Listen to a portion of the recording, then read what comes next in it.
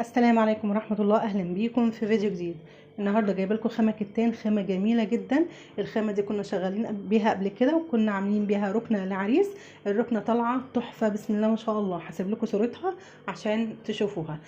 دايما بحب اصور الخامة من قريب عشان تشوفوا شكل النسيج عامل ازاي، يبقى اللي عايز ينزل يشتري الخامة ديت يبقى عارف شكل النسيج بتاعها من قريب عامل ازاي. لان الكتان طبعا في منه انواع، زي ما انا قلت قبل كده في منه انواع كتيره جدا.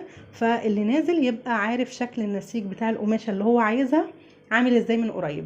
وده كمان ظهرها طبعا هنا مفيش بطانه من ورا، القماشه كلها نسيج في نسيج، يعني خيوط في بعضها. ودي احسن قماشه ننزل نشتريها لما نحب نشتري قماش نضيف.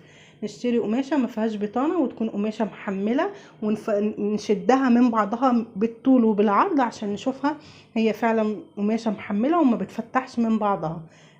القماش بقى اللي فيه بطانه من ورا دوت بيبقى معظم الاقمشه دي بتبقى بطانه فايبر، او القماشه اللي هي بتبقى زي الطبقه البيضه الخفيفه ديت.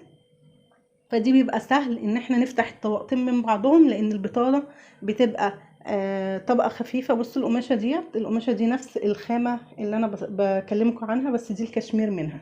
تمام. فالقماشه اللي فيها بطانه ديت بتبقى البطانه طبقه سميكه، والقماشه اللي فوق طبقه خفيفه. ففي الكتان الغالي بينزلوا شبهه بالظبط كتان من الرخيص،